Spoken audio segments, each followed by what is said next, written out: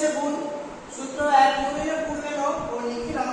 এই ধরনের সূত্রের সাহায্যে গুণ করার ক্ষেত্রে ডান দিকে যে সংখ্যাটি থাকবে অর্থাৎ যে সংখ্যাটি আমরা গুণ করবো সেটা অবশ্যই 9 দ্বারা গুণিত হতে হবে, অন্য সংখ্যায় কিন্তু এই সূত্রটি প্রযোজ্য হবে না। যেমন এখানে রয়েছে 35, তাকে 9 দ্বারা গুণ করতে হবে। প্রথম কাজ, একটা আমাকে দাগ দিতে হবে এর তলায়। এবার এক গুণে নাও পূর্বে না বলেছে, তাহলে বাঁ দিকে যে সংখ্যাটা রয়েছে তার এক কম লিখতে হবে। 35 এর এক কম 34, লেখার পরে একটা এরকম দাগ দিতে হবে। আর এখানে যে 9 রয়েছে যেটা আমরা গুণ করবো সেই 9টাকে নিচে লিখতে হবে। পরের স্টেপ, এই 34 কে ডান দিক থেকে বসাতে হবে এককে ঘরটি।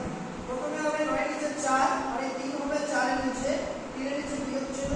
এবার আমরা দাগটি আমরা বিয়োগ করব। 9 থেকে 4 চলে গেলে 5 থাকে, 4 থেকে 3 চলে গেল 1, আর এখানে 3 রয়েছে যেগুলো সংখ্যায়, তাহলে 3 বসবে। আমাদের উত্তর হচ্ছে গুণফল 3 1 6 অর্থাৎ 300।